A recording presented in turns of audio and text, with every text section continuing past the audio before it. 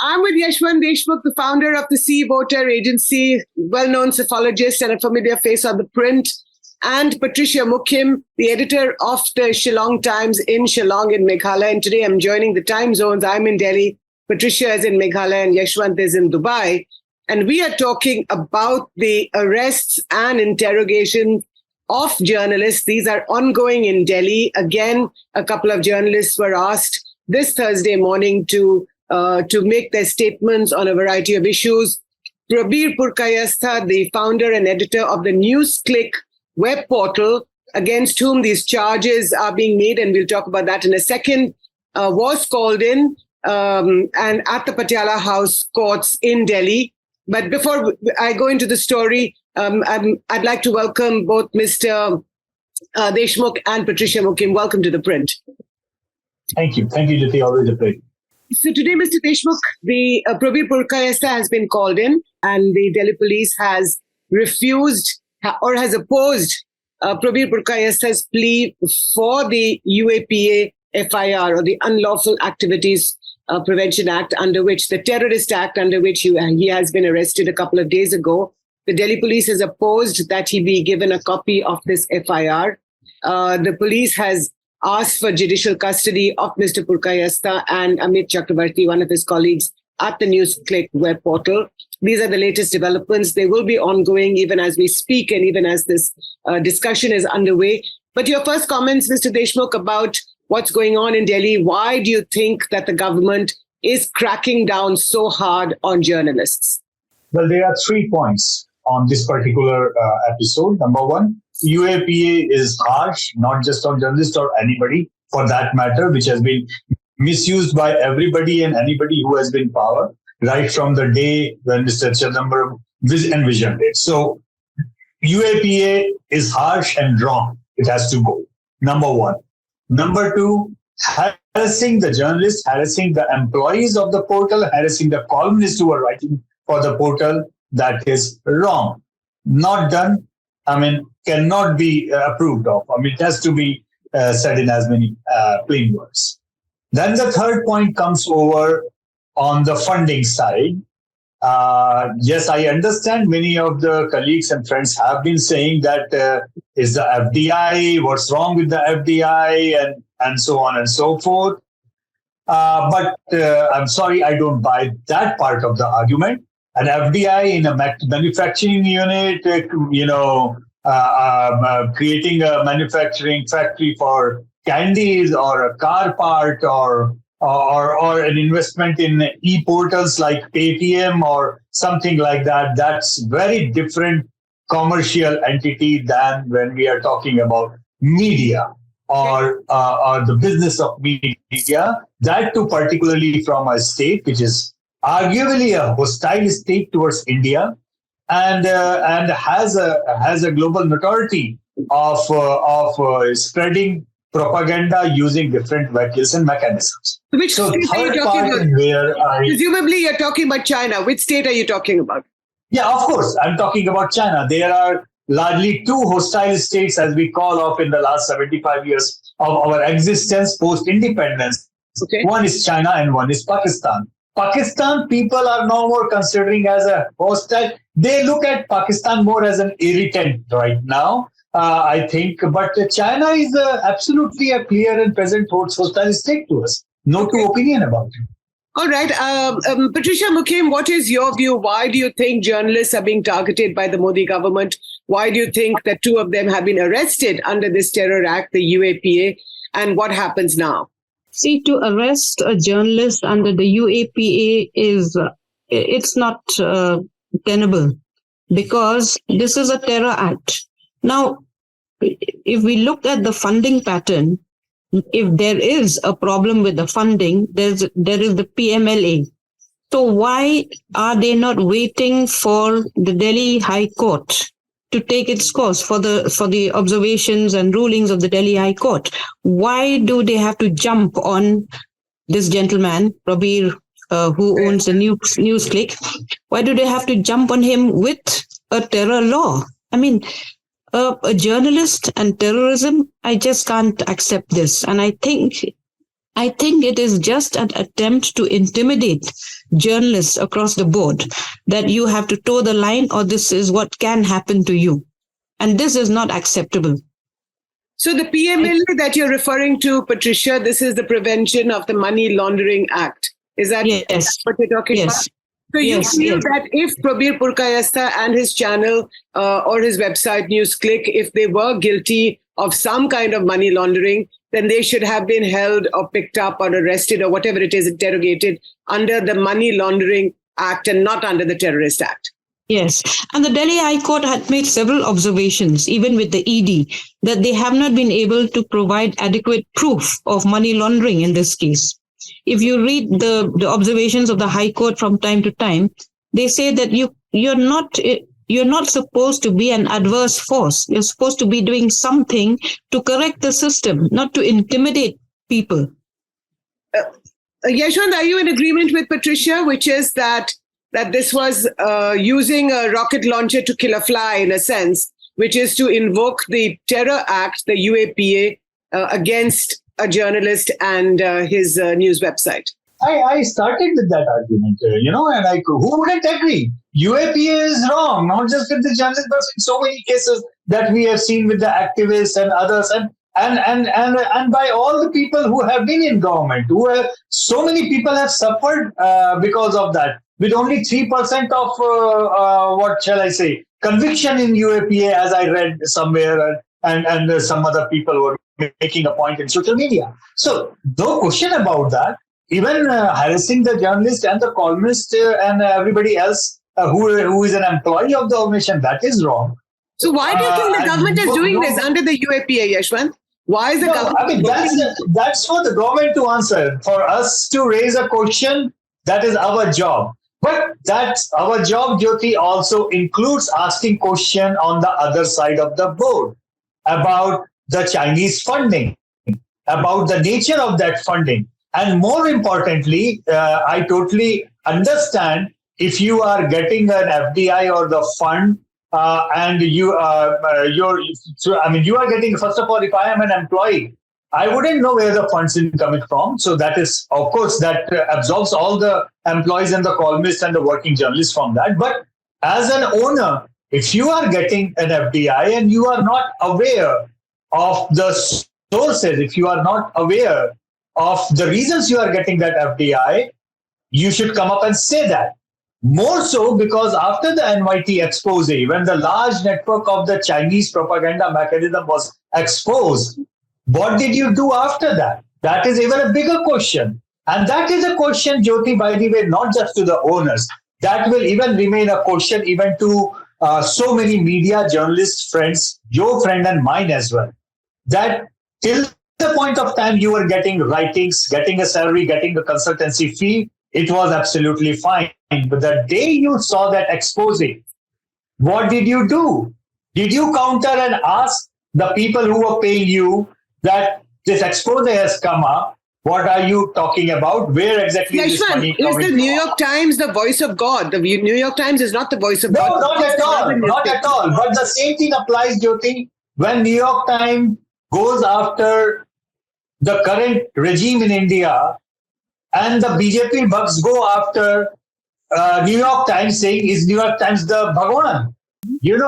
This is what exactly the argument with the pro-Modi bugs give when New York Times runs an article or an investigation or something against the Modi regime or Modi government.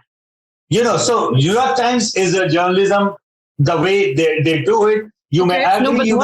Excuse me. Then why are we taking what New York Times has written as gospel in this case? Then why are we being so selective? Why is the government of India? That's the argument. I'm sorry. The argument goes both ways. No. But exactly the point. Argument goes both ways. So let's not get into that. What about read? No. We are getting. Let's talk about. Jyoti. Fans of Modi questioning New York Times every now and then is similar way exactly wrong when fans of NewsClick are posing a question to New York Times. Okay. Both are wrong. Patricia? Both are wrong. Yes. I'm not saying that one way is wrong. Both are wrong. No, because if the investigation is carried out Now we need to question why the New York Times has come up with that particular news and why is it mentioning NewsClick. We also have to get to the bottom of that. No, why are we getting... One thing is sure, Jyoti, that at least you cannot accuse New York Times to be pro-Modi.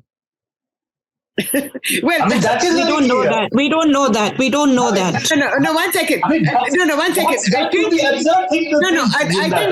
I think it's not about what the New York Times is writing. I think the fact is that the New York Times is doing what it's doing, like ThePrint does what it does, and I'm sure Patricia's newspaper, the Shillong Times, does, writes the story according to its best ability.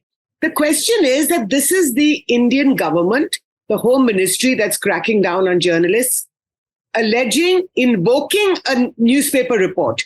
We know, Yashwant, you and me know as journalists that routinely the government of India says we cannot depend on media reports to make our policy. And especially in a matter like this, when you're arresting somebody, you're taking one New York Times story, or jahan se bhi story aati hogi, but you're using a media report to make a point. Their case, if I am not wrong, in January 2021. First of all, their case was launched. I mean, I'm talking about the government cases, right? Their cases were launched not right now, but January 2021. What kind of intimidation they carry out to silence the journalists in India, that is across for everybody to see. What Modi does is no more different from what Mamata does, what Gehlot does, or what every other chief minister does in their own state. Let's be very, very upfront about it. The ABP journalist who has been captured just for launching a series of investigation on Hooch in West Bengal, he is still out there, harassed by the Mamata government. So governments and the politicians, they going after the journalists who are speaking the truth, who are trying to do their job, that's wrong, and that's not a new thing. Everybody, you, me, no matter who, should be speaking against that. Patricia? But as I said, nobody is saying that take a pro-government stand on that. But that doesn't mean you give a clean sheet in the name of journalism. Everybody and anybody in the name of journalism, that thou shall be given a clean sheet because you are writing against the government. But that doesn't absolve you from giving an explanation of what sort of funding you are getting from a hostile state, and what did you do after knowing, when it got exposed that you were getting it? What were your reactions after that? What action did you take after that? Patricia, I'd like to hear what you think. Do you think that it's all right for a news organization in India to get money if you have an FCRA, which is the Foreign Contributions Act? If you Regulation Act, if you have that, then is it okay for you to get money from any country, any organization? In this case, Yashwant is saying that China is a hostile state, and he's alleging, as the Home Ministry is alleging, that you got money from, according to this New York Times report, that NewsClick got X amount of money from this Chinese fund, which is connected by this US tech mogul called Neville Roy Singer. Now, be that as it may, whatever the details are, but my question to you is it okay if you have this foreign contributions permission, can you get money from anybody? What is your view? Is it because NewsClick is writing anti-government stories? Is that the reason? Because if NewsClick has sort of performed all its duties, legal duties, financial regulations not violated on any score, then why is it that now it's been found wanting? And the other thing, Yashwant, is that one of the things that the Delhi police has said in its charge sheet is that it has linked the Prabir Purkayastha funding to reporters who are reporting on the farmers' agitation. So there are two or three issues that have come up. One is the funding allegedly from China and whether that's wrong or right. The second point is that a lot of the questions that journalists were asked were related to whether they had reported on the farmers' agitation on the suburbs of Delhi. What do you think, Yashwant? Do you think that is it any business of the government, which was in talks with the farmers? Why should it be questioning the journalists for doing their job? Can I answer that question, Joe? Yes, as a journalist, As a journalist, I feel it's my, it's my duty to report the farmers' agitation, or to report anything related to distresses in the country, in any part of the country, especially the farming community, which is the lifeline of the nation. If they are in distress, it's everyone's duty to report it, and to report correctly from that point, from the point of the farmers' protest. So what was wrong with that? I really don't understand what is wrong with that, and what is wrong with covering any kind of protest. The Shaheen Bagh protest, what's wrong with covering that? That is, you're giving voice to people. You're giving voice to people. You're not saying things. You're not putting words into people's mouths. And that is the other point that this charge sheet makes. The charge sheet doesn't make this point, but the Delhi police men and women who question the journalists ask them, did you cover the riots in Delhi, in the northeast of Delhi 3 years ago? Did you report on the anti-CAA agitation? Did you cover the farmers' agitation? Yashwant? Well, my co-panelist is raising all the right points. I mean, who wouldn't agree with all those points? If anything is happening, every journalist has a right to cover anything and everything. You and me on the ground, on the report, be it NRC protest, be it riots, be it farmers' protest, be it any damn thing. If we are there, it's our job to report. And if somebody asks me, did you report? Yes, we did report. What's the big deal? So what I'm not understanding is the line of questioning as it been reported. It's okay. I mean, I am not jumping the gun. What Delhi police is doing, and what unless we see what is submitted in the court, what the court says, that is something. So far, I cannot make any sense of first of all harassing or interrogating any journalist, working journalist, or this thing. A UAPA, nobody can approve of, but we don't know what is in the charge sheet. It's all speculation. We don't even know, So we'll have to wait and see what's in the charge sheet, what they have produced, what they have said. There are reports that it's not just about where the money came from, it's also about where the money went. If you are a news organization, you are supposed to spend money on the news-related activities. If the money has been used or given for some other activities other than the news accumulation, news production, news publication, to different set of people who have been under investigation for other things, then you are likely to be asked questions about that. No, I think they're trying. So, this is. I'll tell you what. This is in the. I'm just reading from the Patiala House. It was in the court of the Honorable Judge Hardeep Kaur, the additional session judge in Patiala House, and the point that they're also making is, yes, they don't talk about. In this charge sheet, they do not talk about farmers' agitation or anti-CAA protests. They talk about 2 or 3 things. The first is, or the farmers' agitation, they talk about how these funds are being fraudulently, these are the words, fraudulently infused by this Neville Roy Singham, who they don't say who he is, but we know that he's a US technical giant, or at least active member. Oh, yes. He's an active member of the propaganda department of the Communist Party of China. Now, the question is that if Yashwant Deshmukh feels that the Communist Party of China, which runs China, if that is a hostile state, the point is also that India and China have a very strong economic relationship.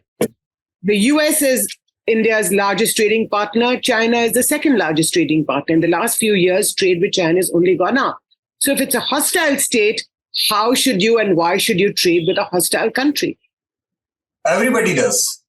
The answer is everybody does. US and China, they are into trade. But then if the Chinese... that's a different thing. That's a different... What diplomacy does, what trading does, that doesn't take...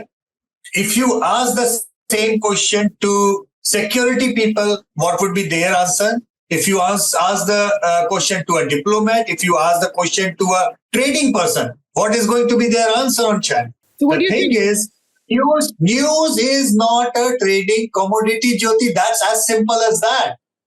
Mm-hmm. If the money came via US, the source is US, till the point of time that it got exposed that the money is coming via China through US or something like that. That's a different ballgame altogether. USA is not a trading commodity. So there are two different things. See, Jyoti, let's not get confused in this what about it.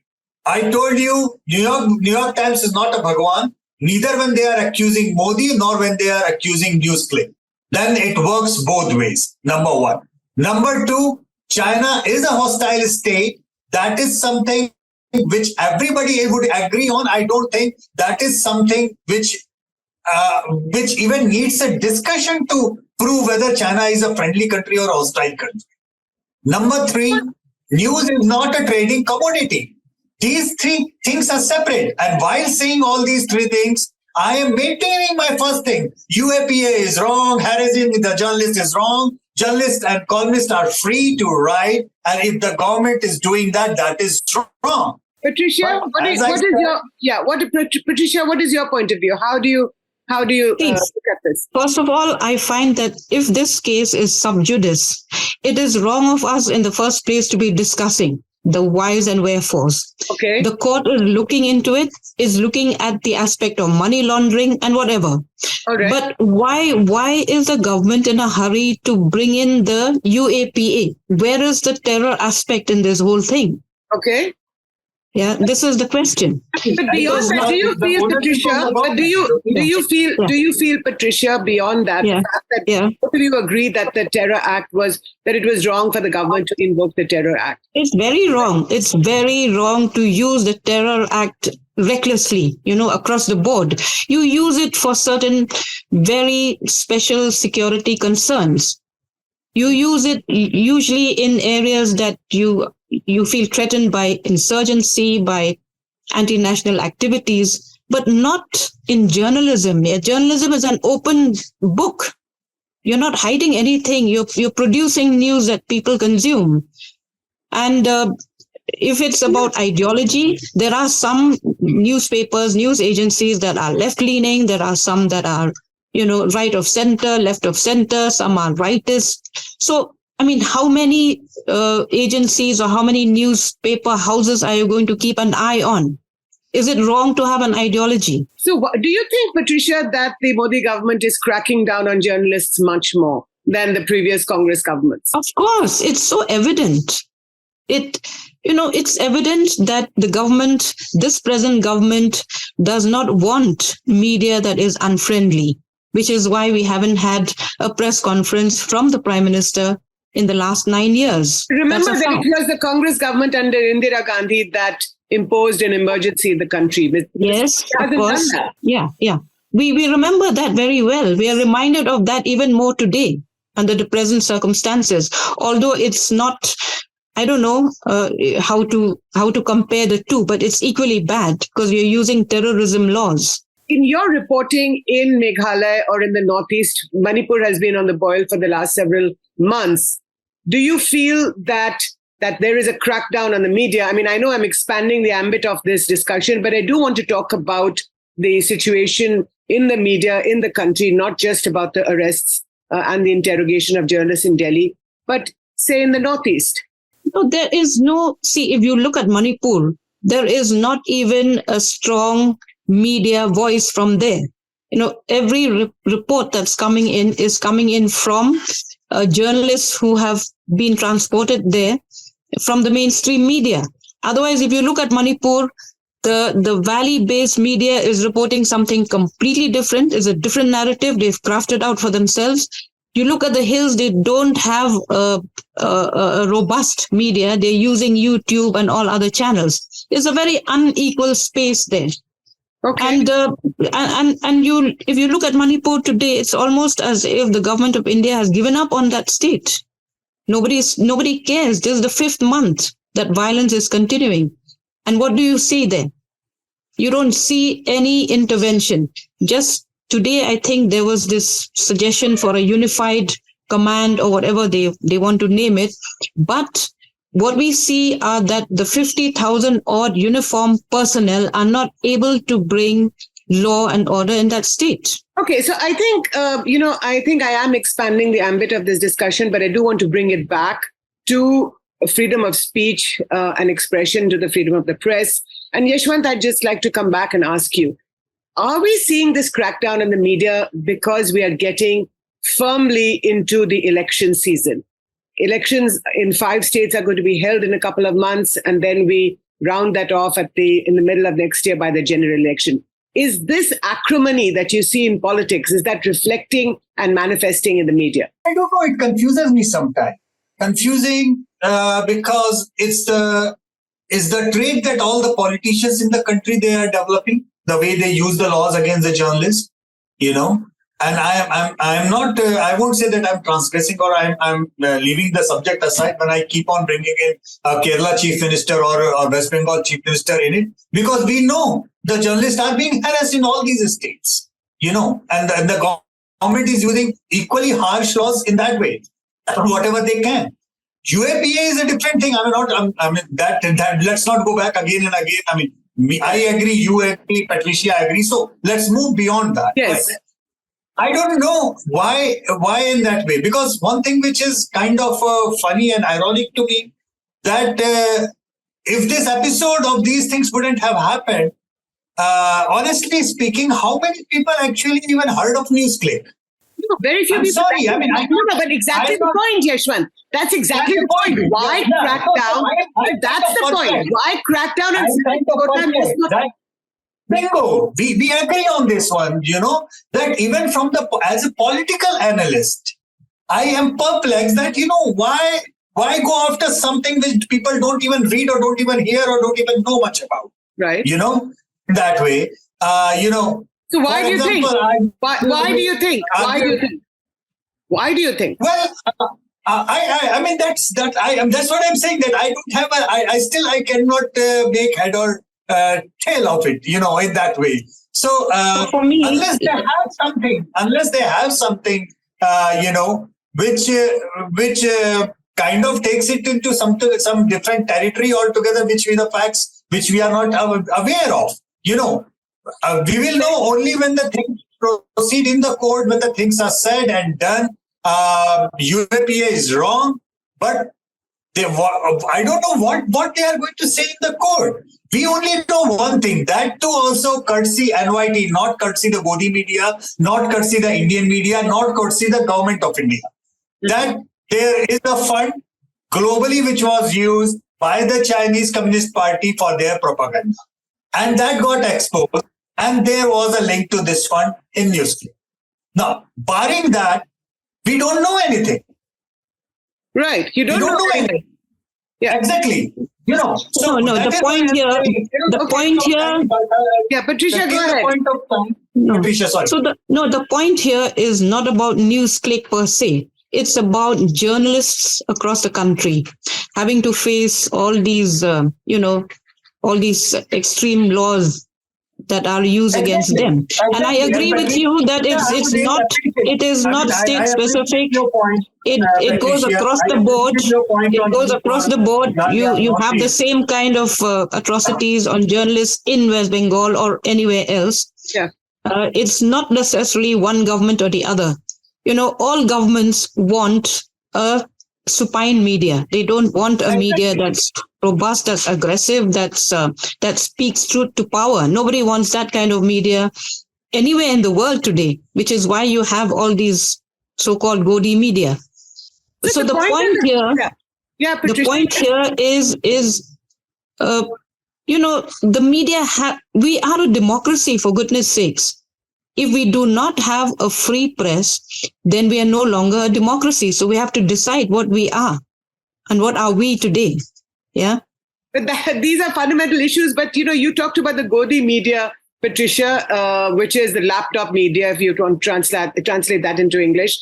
Yashwant, I want to ask you, in the surveys that you do, that the C-Voter agency does, you talk about the media as well and how the media reports on the politics of our times. Now, what is your perception, or let me rephrase that, what is the perception of the people regarding the so-called Godi media or this lapdog media, which is pro-Modi government or pro-Mamata Banerjee or pro Pinarayi Vijayan in Kerala. What do people think about that? We routinely do the trust in institution surveys, Jyoti, and by and large, I regret to say that media as an institution is one of those which has lost the credibility and lost the trustworthiness a lot in the last 10 odd years. Particularly, it used to be rated very high. Number one used to be still is army. Election commission has been there. Educational institutions, teachers as an institutions, those things are there. The bottommost remains the police, different polices across India. I mean, all, not just one police, but polices across India. And media used to be pretty high. But unfortunately, that number has gone down. It is for the media to reflect on what is right and what is wrong. So you think people do not, but are you saying that people do not like what the Godi media, or the so-called Godi media is reporting? What are they saying? What do they say about the media? It's not just Godi media. It's not, Jyoti, it's not just Godi media. You see what is happening? There is an acute political polarization. And the media is now being taken as a part and party to that polarization. Media is not considered as neutral. So this is like a situation where it is your media or my media. So there is a party affiliation with the media now. That is the weirdest thing that is going on with the journalists. Everything going on. So when I say media loses the trustworthiness, it is not just a reflection on the media which is pro-government. It is also on the media which is anti-government. It is not just like that, because we know. But the role of the media is to question government. Yeah, it's to critique government. Questioning is absolutely fine. So Patricia, why do you think the media has become, so polarized like we've seen in these last few years? Is it because we are part of the society, of course, that we live in, and because the politics is so polarized, do you feel that the media is so polarized? You have the last word, Patricia. Now, see, we have to be able to expand the word media. What is the media today? It's not just the legacy traditional media. It's social media, and it's hyperactive. And we are actually playing catch up. Those of us in the newspaper business, we are much more, I would say, still very ethical. We follow editing rules. We follow journalistic ethics to a large extent. But look at social media. Look at the troll army. Look at what's being spread there day in and day out. And what is that doing to people's minds? You can't just blame the traditional media there. Okay. So the troll army, whether it belongs to the BJP or whether it belongs to the CPM, to anyone, any political party, yeah, Congress, or whether it belongs to the Congress party, the people are equally disgusted with that. Yes, Yashwant?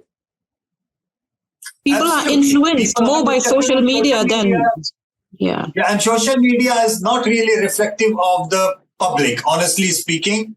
I have seen people, and there are studies across, the social media actually forces people to either North Pole or the South Pole kind of situation in terms of making an opinion or saying something. But people in their actual general life are not really that polarized. When you look across, because I am into perception research, when we ask questions to the people in general, for example, just last week, when we released the poll on Bidhudi's episode, overwhelming majority of the Indians said that it's wrong and he should be punished for what he said on the floor of the house. He should, Against Danish Ali, against the BSP MP Danish Ali, when he made those comments. And it included overwhelming majority of the BJP supporters. But did you see that kind of thing in the social media? No. So obviously, social media is not at all reflective of the real people on the ground. People are much more prudent, magnanimous, flexible, and logical. So, as I said, that overall, if the trustworthiness of the media is going down, it will also include those journalists and media who do not ask anything to any power, any government whatsoever in that way. But unfortunately, suggestions or allegations that certain section of media is also being funded by China is not going to help take that trustworthiness of media go higher. Because that is where the scenario is. That is where this polarization of, I won't say ideological or communal, I will simply say there is a global acute polarization in the last few years that we have seen. People at large, due to the higher interactivity of the social media, are highly polarized on each and every damn thing. Okay. That's how it is. So we are living in a polarized world. Let's accept. Right. I'm afraid we'll have to leave it there, but we will be watching the NewsClick story as it unfolds in the courts. Like I said right at the beginning of this show, Delhi police has refused to give a copy of the FIR to Pravir Purkayastha, who is the founder of the NewsClick website, against whom terror charges have been levied. But we will watch this story. But thank you so much, Yashwant Deshmukh and Patricia Mukhim, for discussing the larger question of where we are in the media in the country as it stands today. Thank you so much for joining me on The Print.